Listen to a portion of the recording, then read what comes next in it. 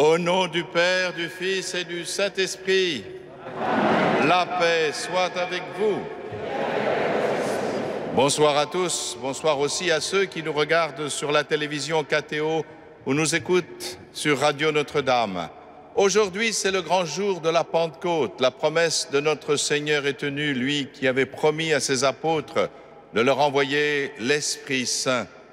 Cet Esprit Saint qui nous fait ressembler à Dieu, qui rétablit en nous son image. Son image, c'est d'être capable d'aimer comme le Christ nous a aimés. Voilà ce que nous fêtons aujourd'hui, ce don de Dieu qui nous configure au Christ. Préparons-nous à recevoir la venue du Seigneur dans son Eucharistie, lui qui vient nous rejoindre en nous donnant son corps pour nous faire vivre.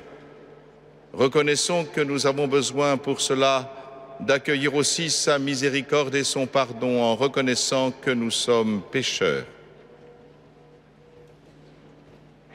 Je confesse à Dieu Tout-Puissant, je reconnais devant mes frères que j'ai péché, en pensée, en parole, par action et par omission. Oui, j'ai vraiment péché.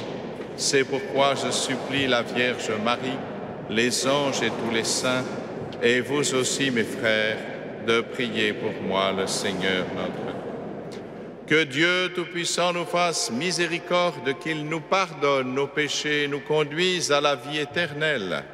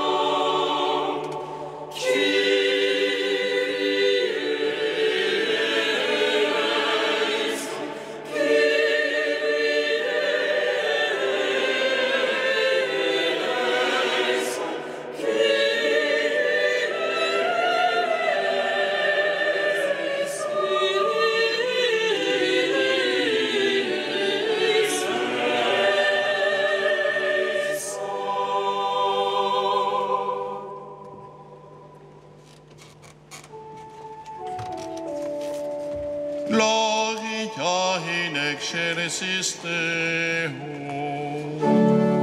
Et in terra pacem minibus, bone voluntatis. Adoramus Te. Elegimus Te. Adoramus Te. Glorificamus Te. Gratias facemus Te.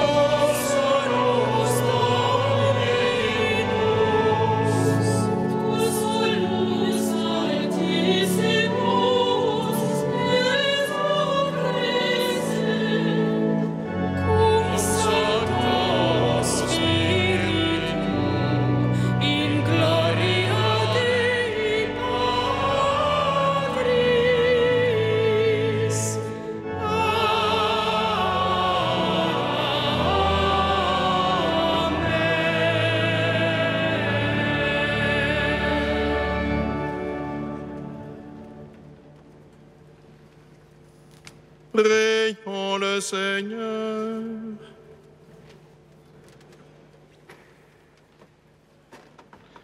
Aujourd'hui, Seigneur, par le mystère de la Pentecôte, tu sanctifies ton Église chez tous les peuples et dans toutes les nations. Répands les dons du Saint-Esprit sur l'immensité du monde et continue dans les cœurs des croyants l'œuvre d'amour que tu as entreprise au début de la prédication évangélique. Par Jésus-Christ, ton Fils, notre Seigneur et notre Dieu, qui vit et règne avec toi dans l'unité du Saint-Esprit, maintenant et pour les siècles des siècles.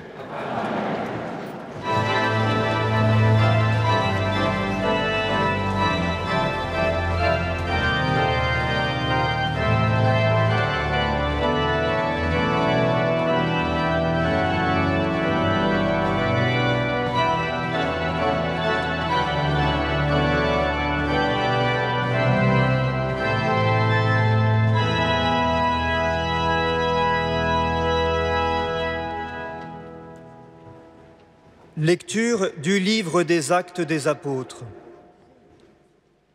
Quand arriva le jour de la Pentecôte, au terme des 50 jours après Pâques, ils se trouvaient réunis tous ensemble.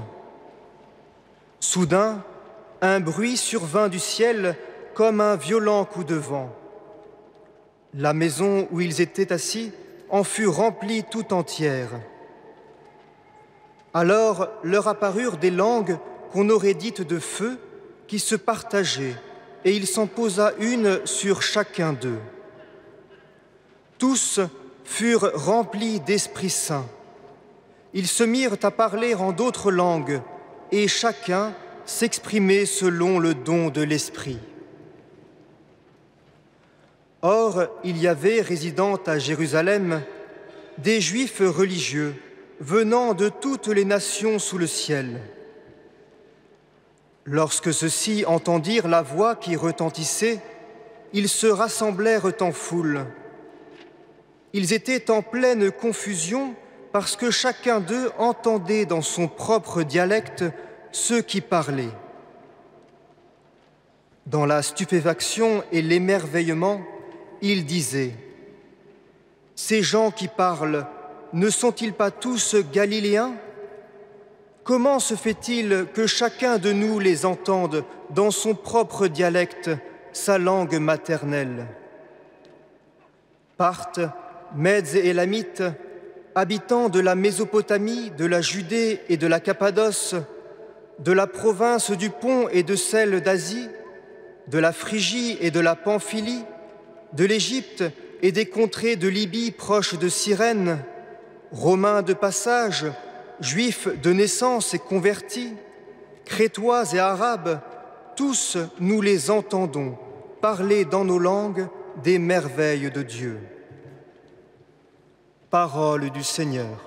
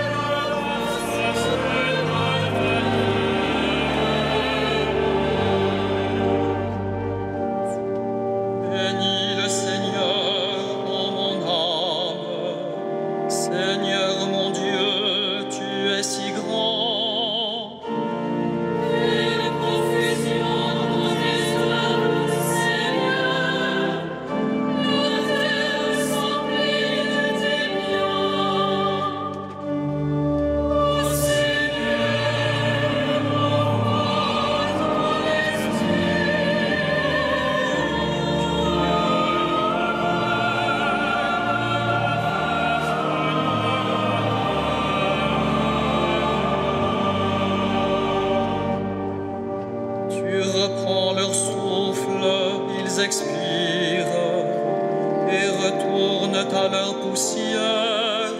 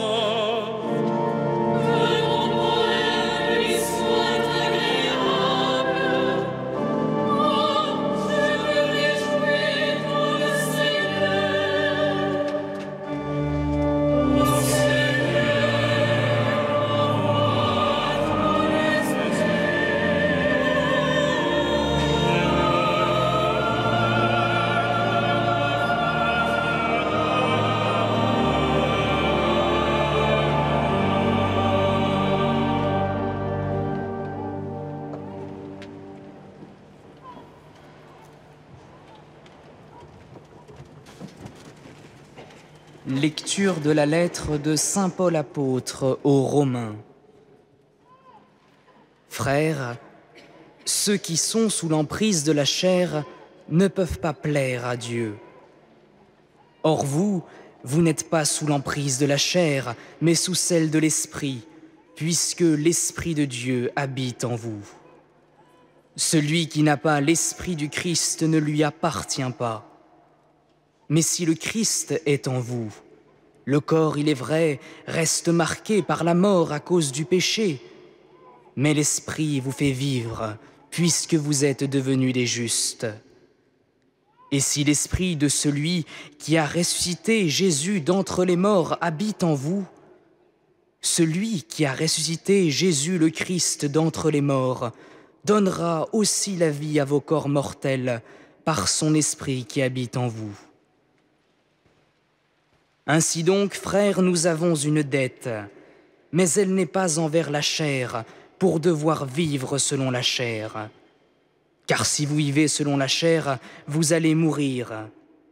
Mais si, par l'Esprit, vous tuez les agissements de l'homme pécheur, vous vivrez. En effet, tous ceux qui se laissent conduire par l'Esprit de Dieu, ceux-là sont fils de Dieu. Vous n'avez pas reçu un esprit qui fait de vous des esclaves et vous ramène à la peur, mais vous avez reçu un esprit qui fait de vous des fils, et c'est en lui que nous crions « Abba », c'est-à-dire « Père ». C'est donc l'Esprit Saint lui-même qui atteste à notre esprit que nous sommes enfants de Dieu. Et puisque nous sommes ses enfants, nous sommes aussi ses héritiers, héritiers de Dieu, héritiers avec le Christ, si du moins nous souffrons avec lui, pour être avec lui dans la gloire. Parole du Seigneur.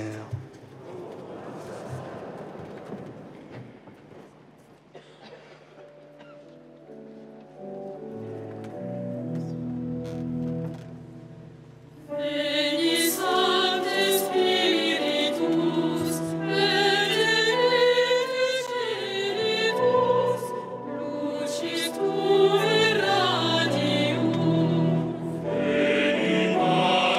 Pauperum,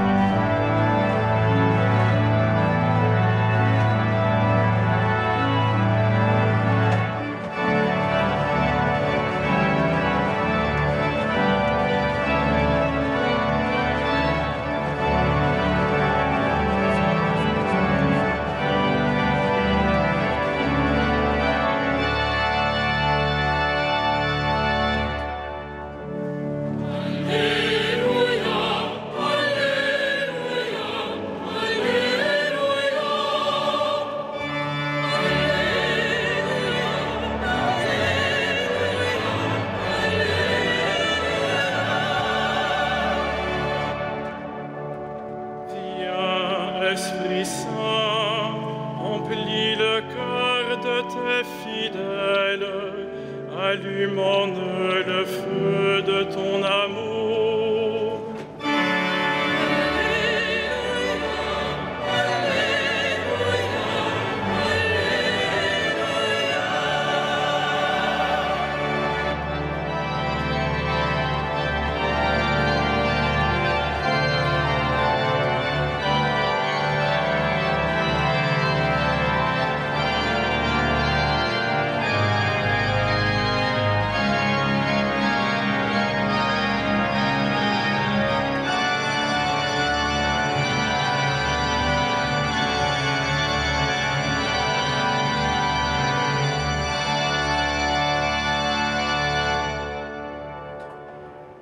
Le Seigneur soit avec vous.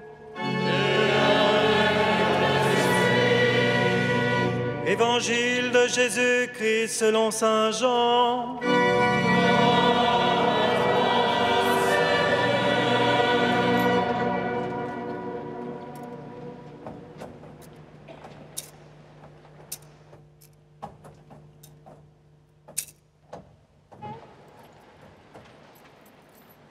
En ce temps-là, Jésus disait à ses disciples, « Si vous m'aimez, vous garderez mes commandements. Moi, je prierai le Père, et il vous donnera un autre défenseur qui sera pour toujours avec vous. Si quelqu'un m'aime, il gardera ma parole. Mon Père l'aimera. Nous viendrons vers lui, et chez lui nous ferons une demeure. Celui qui ne m'aime pas ne garde pas mes paroles. Or, la parole que vous entendez n'est pas de moi, elle est du Père qui m'a envoyé. Je vous parle ainsi, tant que je demeure avec vous, mais le Défenseur, l'Esprit Saint que le Père enverra en mon nom, lui, vous enseignera tout, et il vous fera souvenir de tout ce que je vous ai dit. Acclamons la parole de Dieu.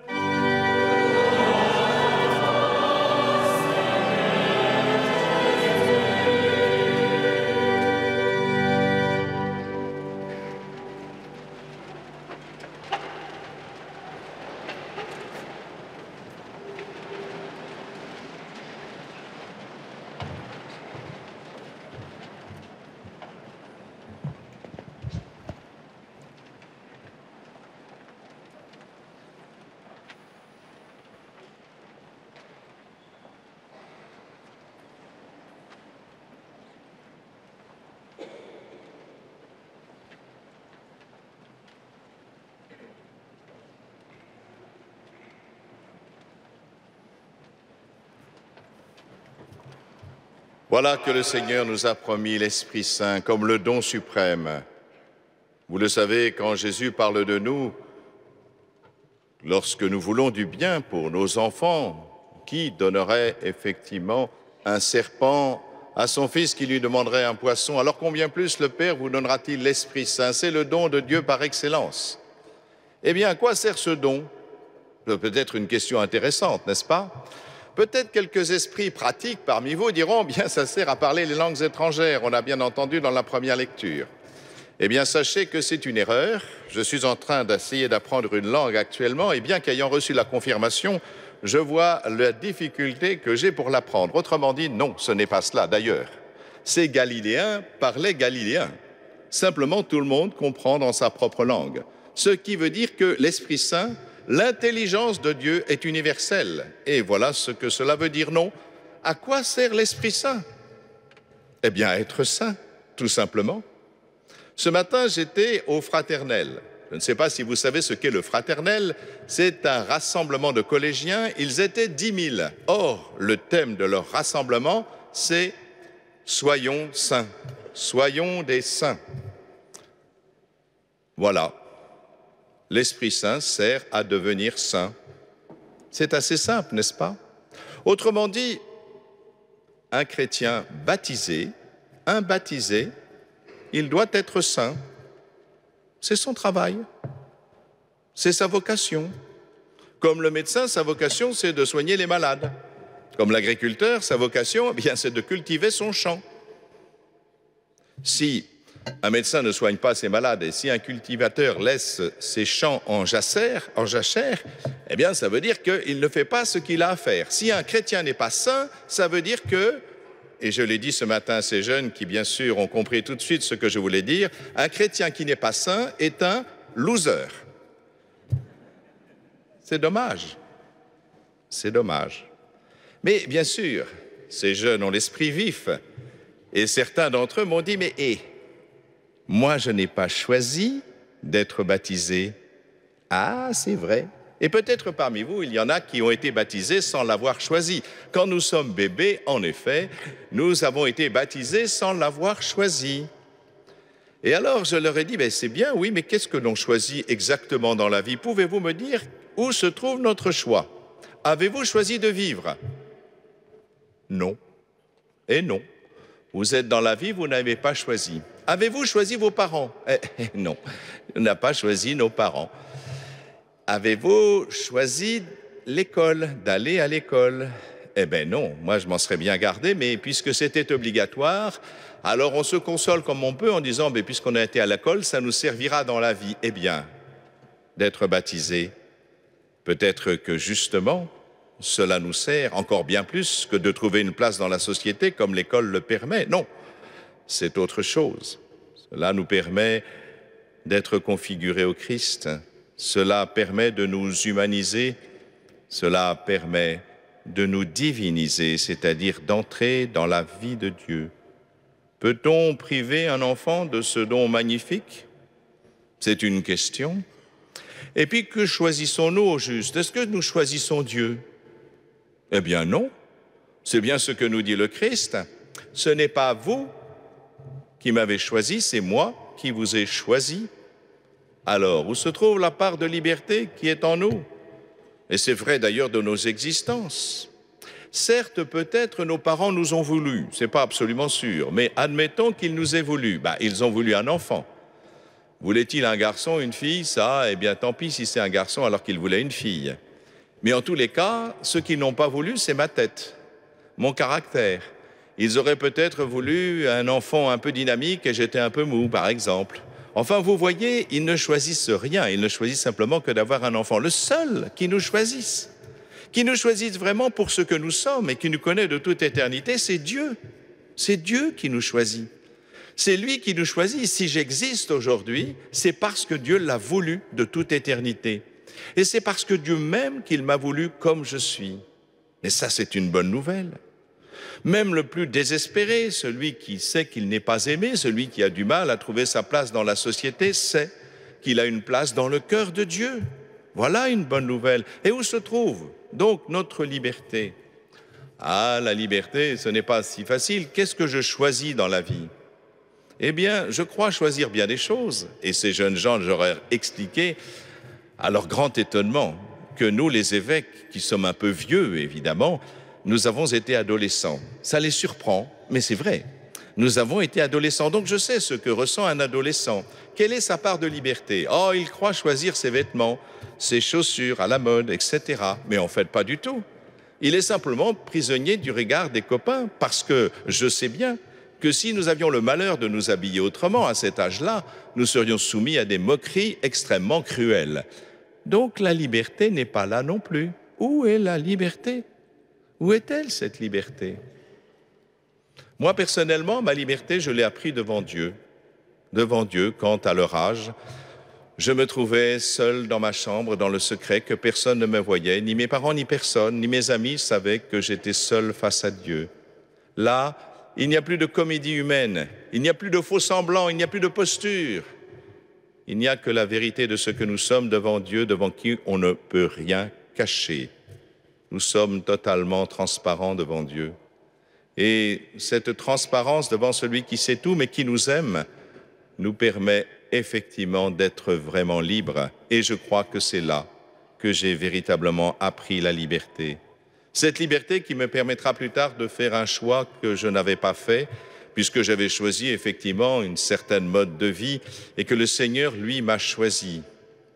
Il y a cette question qui se posera sans doute pour chacun d'entre nous à un moment ou à un autre de sa vie, ne serait-ce qu'au moment de la mort. Il y a le choix personnel et il y a le choix de Dieu. Le choix de Dieu nous prend quelquefois à contre-pied, mais notre liberté, c'est de pouvoir dire oui ou de pouvoir dire non. Et le Seigneur, que nous lui disions oui ou non, nous aimera toujours pareil. C'est simplement nous qui peut-être passons à côté de quelque chose d'important que le Seigneur avait préparé pour nous, mais le Seigneur, lui, nous aime tout autant. Ainsi en est-il de notre liberté. Et où se situe notre liberté, même dans nos sentiments? Nos sentiments. Nous éprouvons des sentiments, et comme c'est une bonne chose, ces sentiments humains que sont l'affection, la tendresse et le désir sont des bons sentiments.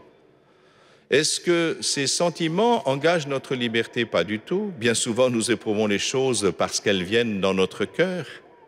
Nous ne choisissons pas l'affection, la tendresse et les sentiments, et même les sentiments amoureux qui viennent en nous. Nous ne les choisissons pas. Mais en revanche, nous pouvons choisir quelque chose. Avez-vous entendu cet évangile? Vous n'avez pas été choqués? Mais moi, oui. Le Seigneur nous dit, mon commandement, c'est de vous aimer. Ah bon? L'amour est un commandement? Moi, je pensais que les commandements entraînaient simplement la soumission, mais pas du tout l'amour. Lequel d'entre vous, effectivement, peut aimer si on lui met un pistolet sur la tempe en disant « aime-moi » ? Non, peut-être par peur, vous ferez semblant, mais vous n'aimerez pas. Comment peut-on comprendre ce commandement du Seigneur? Eh bien, parce que l'amour, c'est au-delà des sentiments.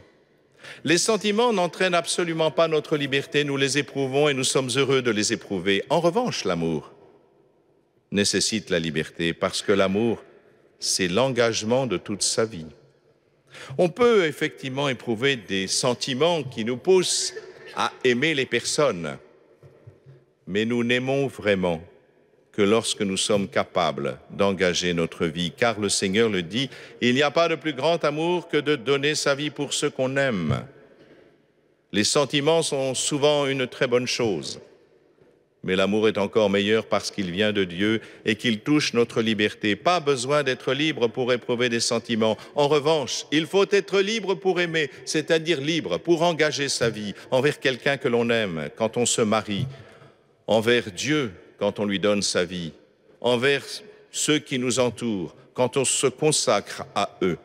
Voilà ce qu'est l'amour, c'est l'engagement de la vie. Et qui nous apprend à passer des sentiments à l'amour? Eh bien, l'Esprit Saint, justement, c'est lui qui nous permet de passer des sentiments que nous éprouvons naturellement à l'amour qui dépasse nos sentiments. La preuve en est, c'est que ce que demande le Seigneur est au-dessus des sentiments. Quand le Seigneur nous dit « aimez vos ennemis », franchement, quand quelqu'un est en face de vous qui vous déteste, qu'éprouvez-vous comme sentiment? La méfiance, le rejet, peut-être même la haine. Alors, comment l'aimer? L'aimer veut dire que je pose un acte libre qui fait que je veux faire de cet ennemi un ami. Alors là, oui, j'entre dans quelque chose d'une liberté qui engage mon existence. Et je passe du sentiment à l'amour. Voilà ce que l'Esprit Saint nous permet de faire. Voilà pourquoi le Seigneur nous donne l'Esprit Saint. Lui qui a béni ceux qui l'ont maudit. Lui qui a pardonné à ses bourreaux. Aimer jusque-là, c'est aimer comme Dieu. Aimer jusque-là, c'est être un saint. Aimer jusque-là, c'est accomplir notre baptême. Eh bien, pour tous ceux qui sont baptisés, qui sont sans doute la majorité de ceux qui assistent à cette messe, je vous le dis simplement, chers frères et sœurs, vous n'avez plus qu'à accomplir votre baptême.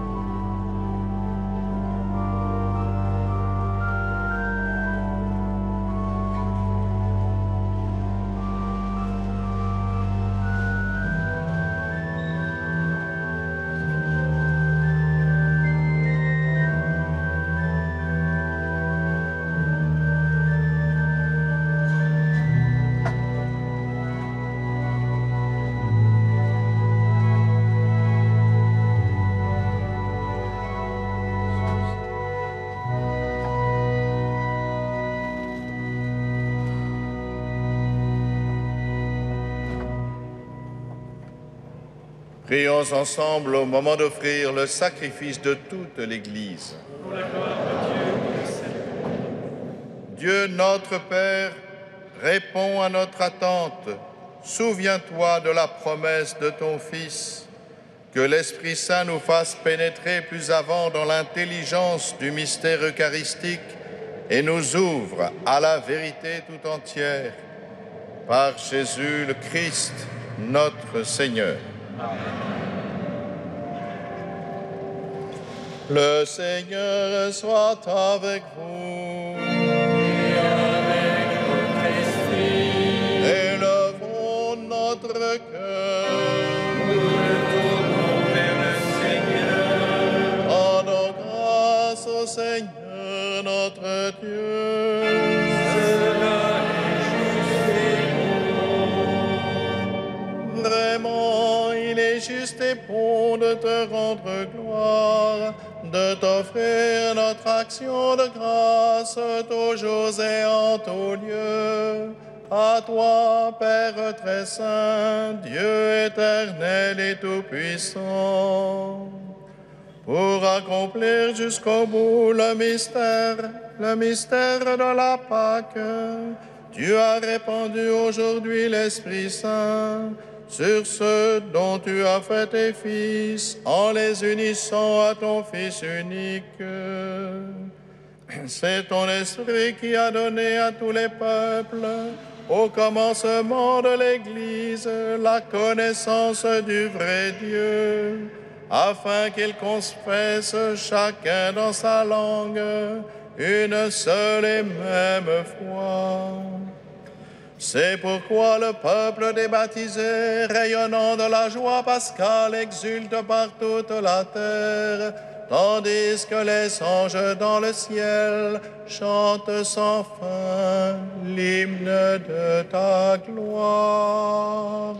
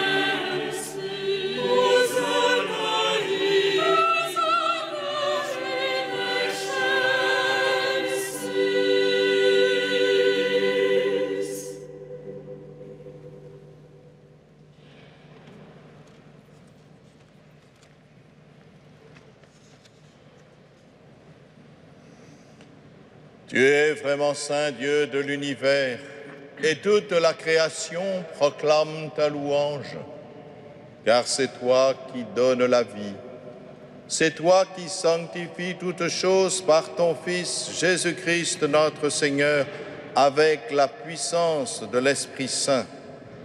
Et tu ne cesses de rassembler ton peuple, afin qu'il te présente partout dans le monde une offrande pure. C'est pourquoi nous voici rassemblés devant toi et dans la communion de toute l'Église, nous célébrons le jour très saint de la Pentecôte, où l'Esprit Saint s'est manifesté aux apôtres par d'innombrables langues de feu. Dieu Tout-Puissant, nous te supplions de consacrer toi-même les offrandes que nous apportons. Sanctifie-les par ton Esprit, pour qu'elles deviennent le corps et le sang de ton Fils, Jésus-Christ notre Seigneur, qui nous a dit de célébrer ce mystère.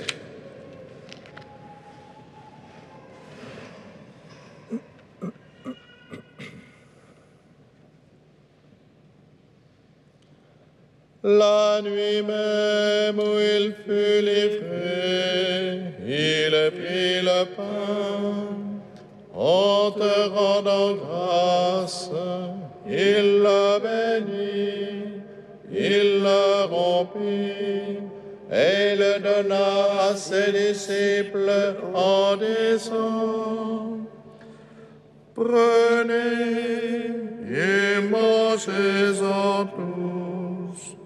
Ceci est mon corps livré pour vous.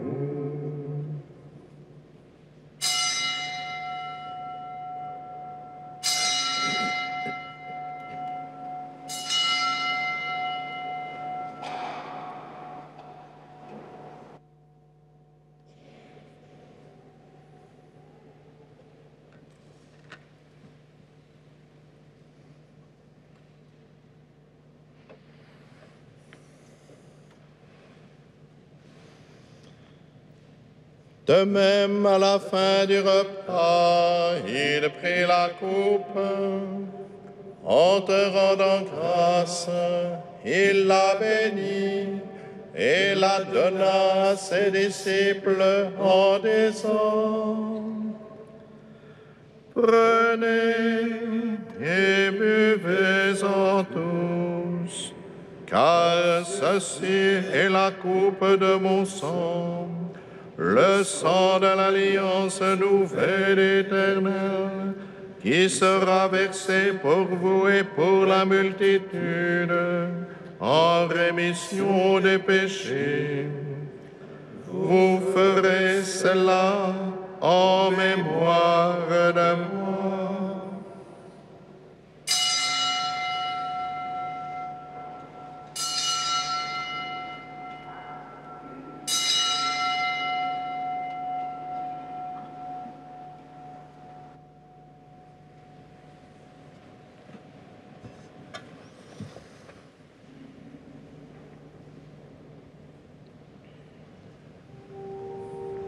Il est grand le mystère de la foi. Nous proclamons ta mort, Seigneur Jésus. Nous célébrons ta résurrection. Nous annonçons ta venue dans la gloire. En faisant mémoire de ton Fils, de sa passion qui nous sauve, de sa glorieuse résurrection et de son ascension dans le ciel, alors que nous attendons son dernier avènement, nous présentons cette offrande vivante et sainte pour te rendre grâce. Regarde, Seigneur, le sacrifice de ton Église et daigne y reconnaître celui de ton Fils qui nous a rétablis dans ton alliance. Quand nous serons nourris de son corps et de son sang et remplis de l'Esprit Saint, accorde-nous d'être un seul corps et un seul esprit dans le Christ. Que l'Esprit Saint fasse de nous une éternelle offrande à ta gloire, pour que nous obtenions un jour les biens du monde à venir, auprès de la Vierge Marie, la bienheureuse Mère de Dieu, de Saint Joseph son époux, avec les apôtres, les martyrs, Saint Sulpice et tous les saints qui ne cessent d'intercéder pour nous. Et maintenant, nous te supplions, Seigneur, par le sacrifice qui nous réconcilie avec toi, étends au monde entier le salut et la paix. Affermis la foi et la charité de ton Église au long de son chemin sur la terre. Veille sur ton serviteur, le pape François, notre évêque Michel, l'ensemble des évêques, les prêtres, les diacres et tout le peuple des rachetés. Écoute les prières de ta famille assemblée devant toi et ramène à toi, Père très aimant, tous tes enfants dispersés. Pour nos frères défunts, pour les hommes qui ont quitté ce monde et dont tu connais la droiture, nous te prions. Reçois-les dans ton royaume, où nous espérons être comblés de ta gloire, tous ensemble et pour l'éternité, par le Christ notre Seigneur, par qui tu donnes au monde toute grâce et tout bien.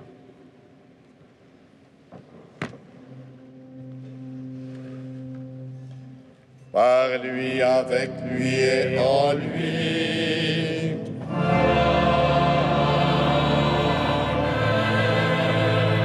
À toi, Dieu le Père Tout-Puissant, dans l'unité du Saint-Esprit.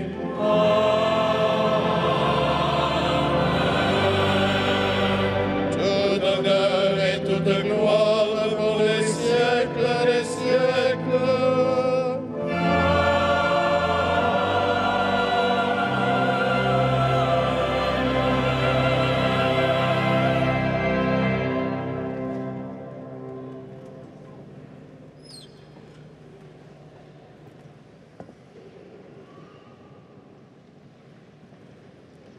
Unis dans le même esprit, cet Esprit Saint que le Fils nous a envoyé d'auprès du Père, nous pouvons dire avec confiance la prière qu'il nous a laissée.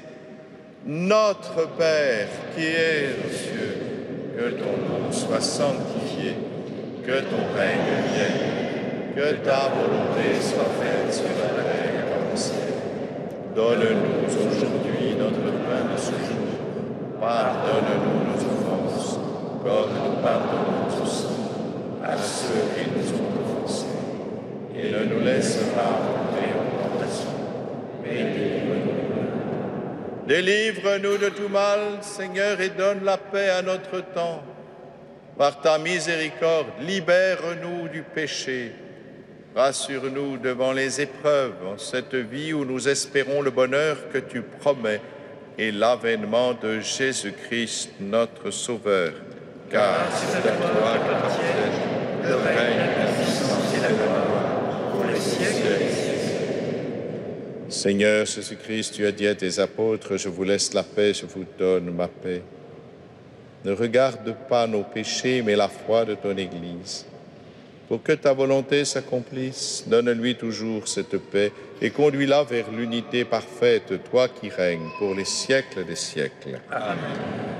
Que la paix du Seigneur soit toujours avec vous. Et avec votre esprit. Frères et sœurs, dans la charité du Christ, donnez-vous la paix. La paix du Christ, mon Seigneur.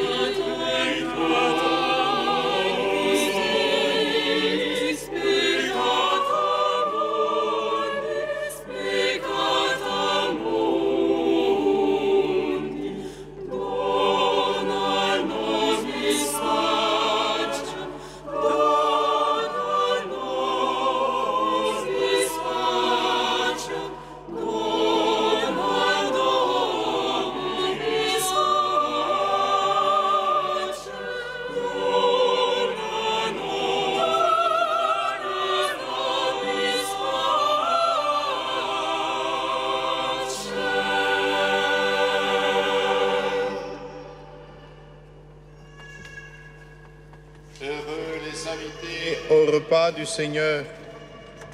Voici l'agneau de Dieu qui enlève le péché du monde. Seigneur, je ne suis pas digne, mais dis seulement une parole de ce.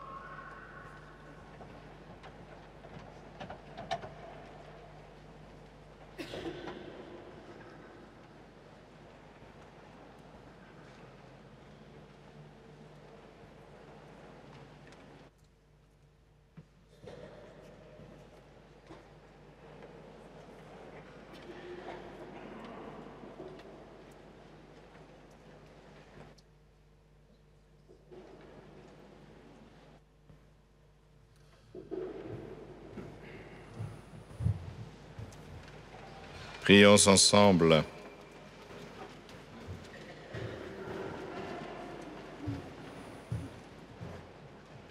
Dieu qui accorde les biens du ciel à ton Église, protège la grâce que tu viens de lui donner. Que le souffle de la Pentecôte agisse avec toujours plus de force. Que ce repas sanctifié par l'Esprit fasse progresser le monde vers son salut par Jésus le Christ, notre Seigneur.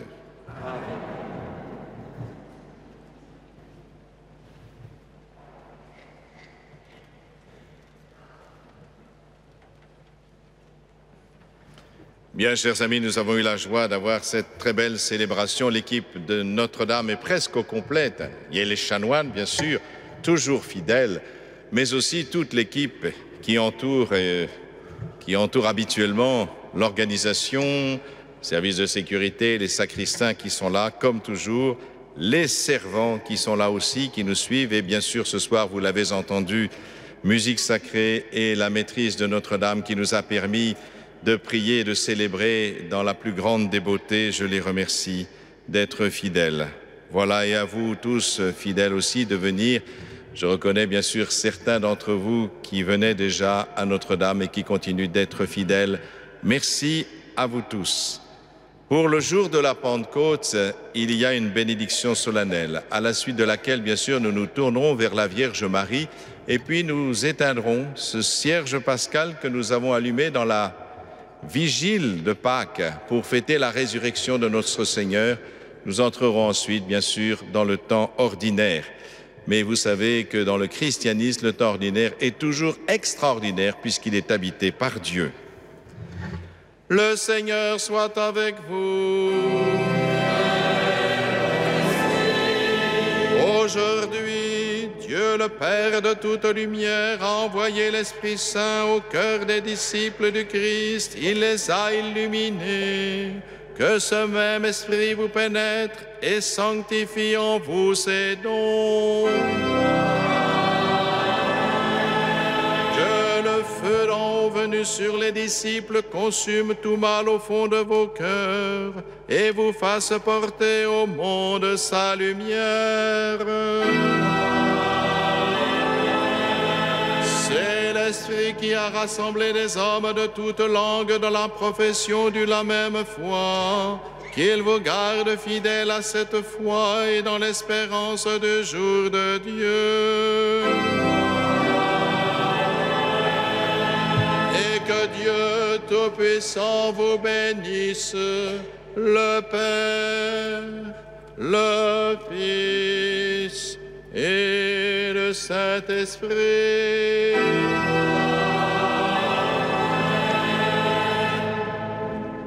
Allez dans la paix du Christ, alléluia, alléluia.